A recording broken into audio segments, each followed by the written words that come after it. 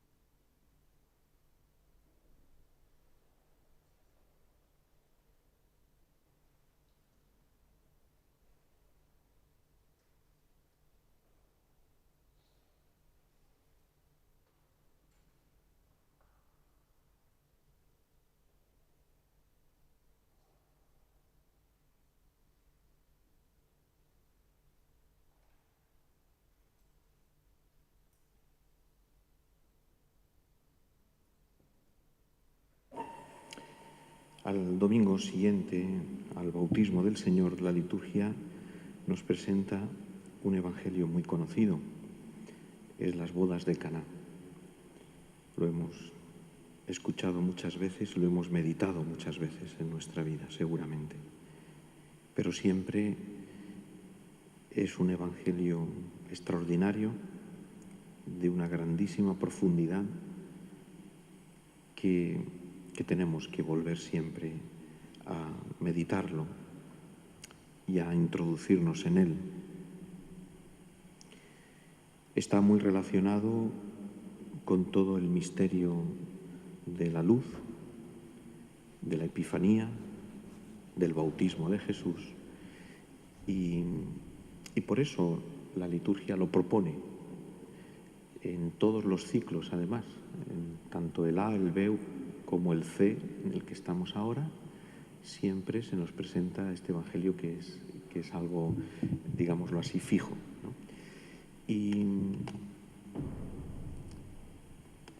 Y vamos a ver por qué. Y vamos a meditar en alguna de sus enseñanzas más importantes. No en todas, porque no daríamos abasto de fijarnos en todos los detalles. Es que cualquier palabra, cualquier frase tiene un significado extraordinario y bueno, vamos a fijarnos un poco en algunos aspectos para nuestra meditación que nos puedan ayudar. Todo el lenguaje que utiliza el Evangelio de San Juan, e en concreto en este pasaje de las bodas de Caná, está relacionado con la alianza, con la nueva alianza. Allí se habla comienza el Evangelio diciendo, está en el capítulo 2 de San Juan, a los 3 días había una boda en Cana de Galilea. La expresión a los 3 días hace referencia a la resurrección. Una boda, se habla del vino, Jesús habla de su hora, ha llegado su hora. Se habla también de las tinajas y del agua para las purificaciones. Se habla del esposo y termina el Evangelio hablando de Jesús manifiesta su gloria. Todas estas son expresiones que remiten a la nueva alianza que Jesús ha venido a instaurar. Por lo tanto, son las nuevas cosas que Cristo ha traído. Y termina este pasaje del Evangelio diciendo que este milagro o este signo, mejor dicho, como lo llama San Juan, el signo de las bodas de Caná, es el comienzo de los signos que hizo Jesús. Por lo tanto, tiene una importancia muy grande, es el comienzo. Nos quiere decir que lo que sucedió en las bodas de Caná, lo que hizo Jesús, sirve como idea fundamental para entender lo que Jesús realizó a partir de entonces hasta el último momento. Es decir, si queremos comprender el significado, el alcance, toda la profundidad de lo que Jesús realizó, tenemos que entender bien lo que ocurrió, lo que Él hizo en las bodas de Caná, que va mucho más allá de la descripción material de convertir el agua en vino. Y ni siquiera a la presencia de Jesús en una boda, que muchas veces los sacerdotes utilizamos para decir qué cosa más bonita es ir a una boda, que Jesús también estaba en una boda. Eso tampoco es que eso tenga un gran misterio, ¿no? La verdad es que es una reflexión bastante, digamos, superficial. No, aquí hay mucho más. Es decir, todo el Evangelio, San Juan quiere que todo su Evangelio lo veamos desde Caná. Esta es la idea. Por lo tanto, ahí ha ocurrido algo muy grande. Evidentemente es el contexto de una boda. Y en la predicación de los profetas, también en otros textos, la relación de Dios con su pueblo, Israel, se describe siempre como una alianza de bodas. Es la imagen que utilizan los antiguos profetas para describir la alianza de amor entre Yahvé y su pueblo Israel. Y por lo tanto, este hecho de las bodas de Caná también se va a situar en este contexto. Es decir, nos está hablando de que en Jesús se va a realizar, se va a llevar a cabo una relación nueva de Dios con su pueblo. Y por eso tiene lugar en un contexto, en un ámbito de unas bodas.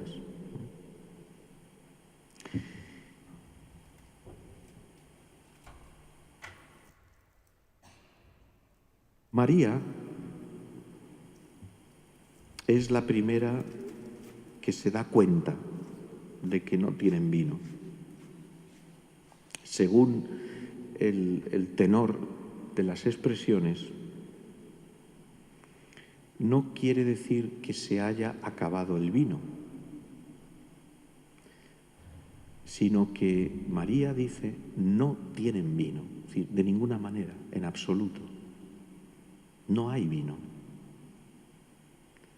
No es que, como dice después el mayordomo, utilizando un ejemplo, dice, normalmente todos sacan el vino malo, el vino bueno al principio y después cuando ya están bebidos el vino peor. Pero esto no hace referencia a que cuando Jesús hace el milagro están todos ya que no se tienen en pie. No es eso. La expresión de María es no tienen vino. Es decir, han preparado la boda y les falta el vino. Más allá de lo que supone eso para una boda, que tampoco es que el Evangelio se preocupe mucho de si les ha faltado el licor, aquí hace referencia a un aspecto muy importante de la relación de Dios con su pueblo. ¿Por qué? Porque el vino en la Biblia es el símbolo de la alegría. Muchísimos textos hacen referencia al vino que alegra el corazón del hombre, dice el libro del Eclesiástico, y de los Proverbios, y de los Salmos. Y por lo tanto, que María advierta la falta de vino, porque ella, aquí hay una diferencia muy grande en el Evangelio. Dice el Evangelio que María estaba en la boda, mientras que Jesús fue invitado. Hay una diferencia.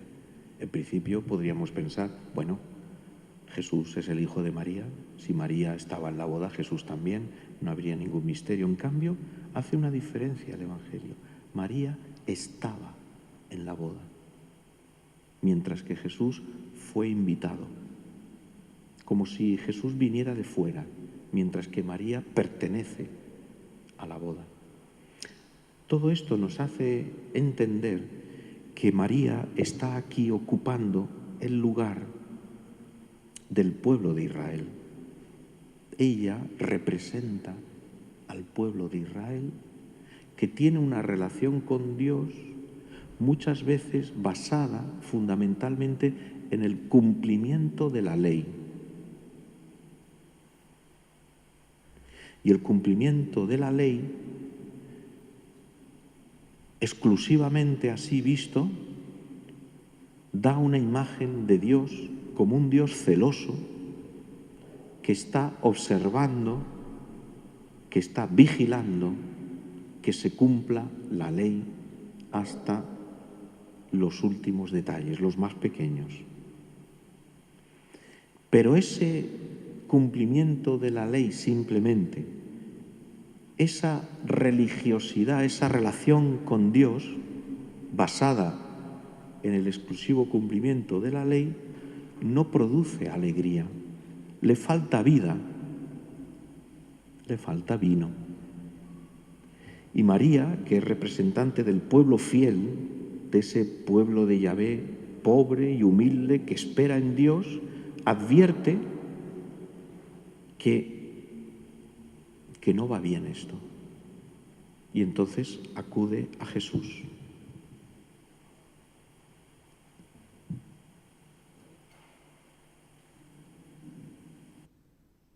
Jesús viene de fuera, ha sido invitado a la boda. Y Jesús viene a traer un vino nuevo, una alegría, una vida, una relación con Dios nueva, distinta, completamente nueva. De una religiosidad en la que falta espíritu en la antigua ley, una religiosidad en la que no acaban de cumplirse las promesas, una religiosidad que no refleja más que la imagen de un Dios celoso. Y a todo ello se le añade la aparición, que está en el centro del Evangelio, de las tinajas de piedra, que son las que utilizaban los judíos para las purificaciones.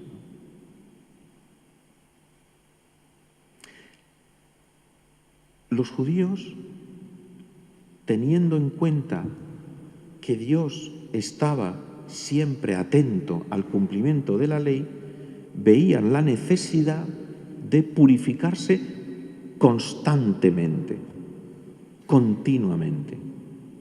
Una purificación constante, con agua. Y por eso tenían a disposición tinajas para llevar a cabo las purificaciones. En casa, cuando se volvía del mercado, de comprar, de la plaza, purificaciones de agua antes de comer, lavar los utensilios para no contaminarse con alguna impureza con alguna contaminación que la ley de Moisés prescribía o mandaba o hacía ver. Entonces era un constante deseo de estar limpio, de estar purificado, y por eso la necesidad de tener a disposición mucha agua y de llevar a cabo baños y abluciones y lavados continuamente. Y las tinajas son de piedra. Bueno, evidentemente, si fueran de barro habría dificultades para contener el agua y se podría corromper y por tanto el agua contaminarse. Pero las tinajas de piedra hacen también referencia a la ley de Moisés. La ley de Moisés que está escrita en tablas de piedra. Y ya los profetas anunciaban una nueva ley de Dios que se escribiría no en tablas de piedra, sino en el corazón de los hombres.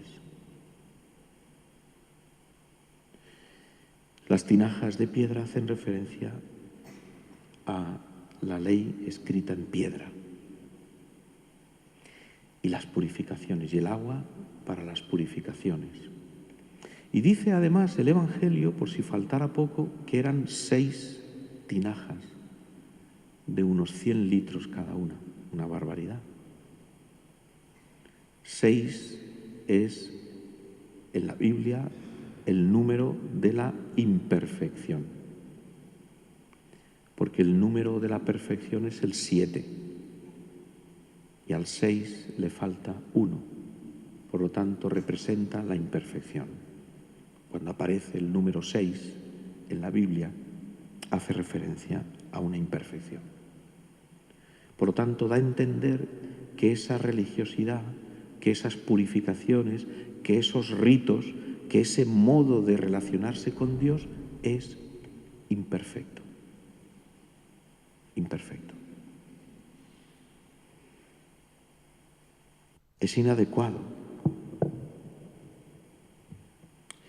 Y, por lo tanto,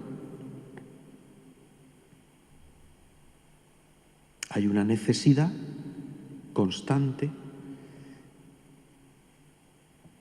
de tener vida, de tener alegría, de que la relación con Dios no esté cargada de tanta ansiedad, de tanto agobio, de ese peso, de esa obligación, de ese estar constantemente pensando que no se acaba de cumplir con Dios, de que todavía nos queda mucho, mucho, mucho y que somos incapaces de satisfacer esa relación con Dios. Por lo tanto, hay una falta, hay una necesidad de un vino nuevo, de una alegría, de un espíritu nuevo. Y aquí viene el diálogo entre María y Jesús. María le hace ver, como ella es la representante de ese pueblo fiel, le hace ver que esa religiosidad no va, de que esto no satisface el alma, de que el espíritu está seco. Y se lo hace ver a Jesús. No tienen vino, no hay vino, no hay vida. Y Jesús le responde de una manera sorprendente. Le dice, no le dice, ya lo sé, querida mamá. Le dice, mujer, ¿qué tengo yo que ver contigo? Esto es muy sorprendente, llama la atención. Parece una respuesta un poco mal educada por parte de Jesús, pero no puede ser, porque Jesús ha recibido una muy buena educación por parte de María y de José. No. Mujer, le dice a María. Mujer se refiere en la Biblia a Eva. Por lo tanto, la madre de todos los vivientes. Por lo tanto, Jesús está ya hablando, está ya pensando, le está haciendo ver ya a María de que tiene para ella una misión nueva en relación con Eva. De que, al igual que Eva es la madre de todos los vivientes, María va a ser la madre de todos los que han renacido a la vida divina. Por eso, esta expresión mujer referida a María solo aparece otra vez en el Evangelio de San Juan, y es en la cruz, cuando Jesús, viendo a su madre y al lado de ella al discípulo a quien amaba, Juan, le dice a su madre: mujer, ahí tienes a tu hijo. Por lo tanto, las bodas de Caná están conectadas con lo que hizo Jesús en la cruz. Hay una relación íntima entre los dos acontecimientos, uno al principio del Evangelio y otro al final. Y eso nos hace ver que lo que va a venir a continuación, cuando Jesús le dice además: ¿qué tengo yo que ver contigo? Esta es una expresión que a nosotros ahora sí nos suena mal, nos suena chocante, nos suena dura, pero que en realidad es una manera de hablar, es una expresión, digamos, ya de un ámbito de aquella época en la que significa distancia, ¿no? Separación. Es decir, ayudarle a María a que Jesús no ha venido a proponer una nueva ley de piedra, escrita en piedra, de que no ha venido a proponer un nuevo, por decirlo así, más mandamientos, de que no, de que ahora hay algo nuevo. Es decir, María, yo he venido a traer algo nuevo. Y por eso le dice: ¿qué tengo yo que ver contigo? ¿Qué tengo yo que ver con esto que se está viviendo ahora? Con este modo de relacionarse con Dios que no es pleno, que no es satisfactorio, que no ayuda, que no da vida, que no tiene vino. Le está diciendo a su madre, le está anunciando que hay que separarse, que hay que distanciarse de ese modo de concebir la relación con Dios basada simplemente en el cumplimiento de la ley de Moisés. Y por eso le dice a continuación: no ha llegado mi hora.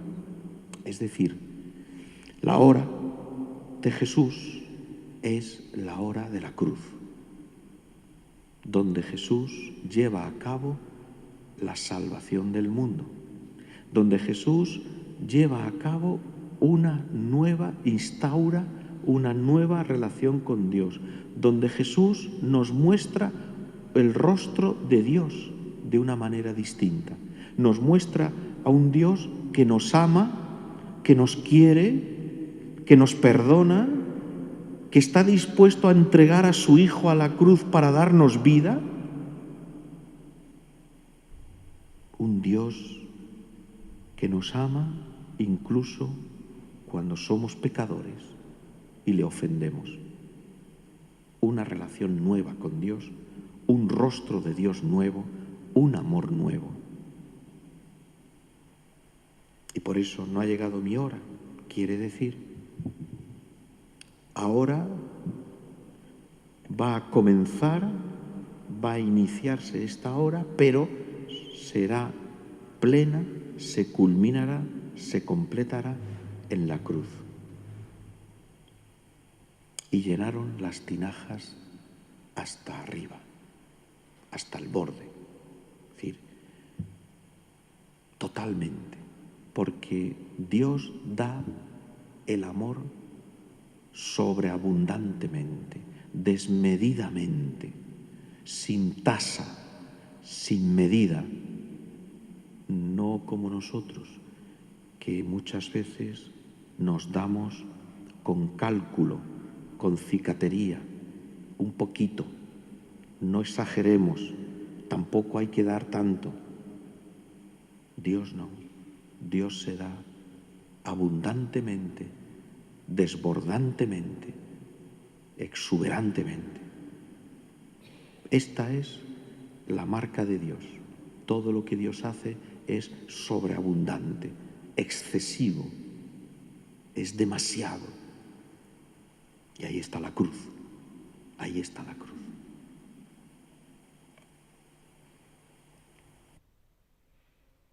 Cristo aparece en el Evangelio, una cosa sorprendente, en toda esta escena de las bodas de Caná, el esposo aparece al final porque el mayordomo se dirige a él, pero vamos, tampoco tiene ningún papel importante. Y la esposa, la novia, no aparece en ningún momento. En ningún momento. Una cosa un poco rara.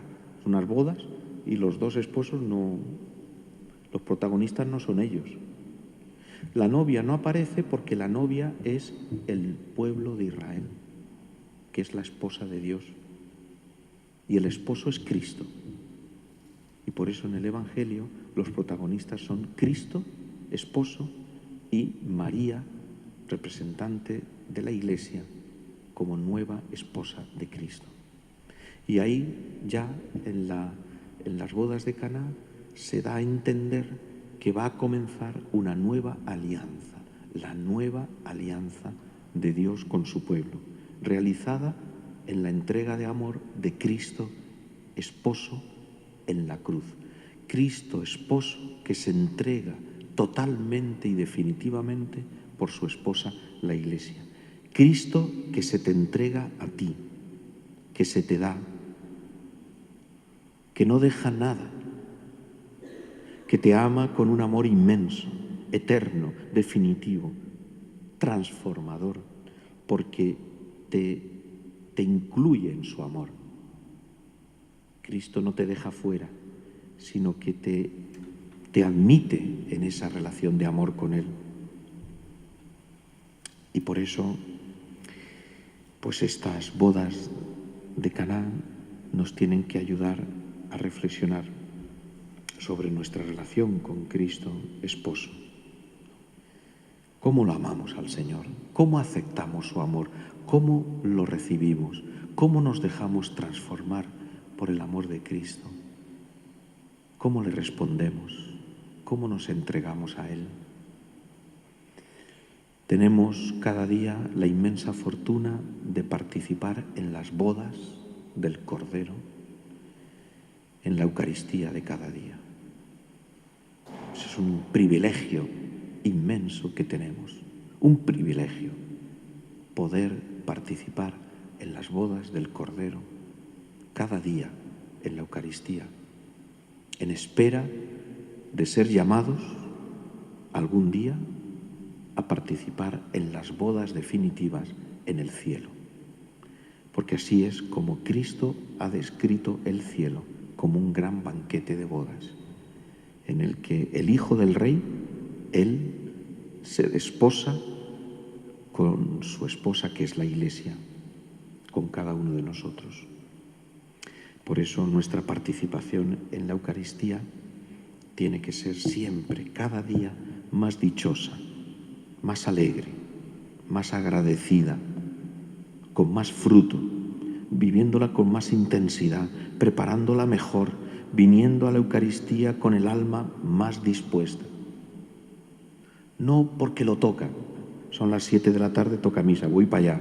No, prepárala bien. Es un encuentro de amor, es una boda. Es donde vas a vivir el amor de Cristo que se te entrega. Eso hay que prepararlo, eso hay que vivirlo, eso hay que agradecerlo cada día. Y así, entonces, podremos entender lo que somos y lo que Cristo nos ha dado. Vamos a pedirle que nos ayude de manera especial a ser conscientes del amor inmenso que Cristo nos da, nos regala cada día en la Eucaristía.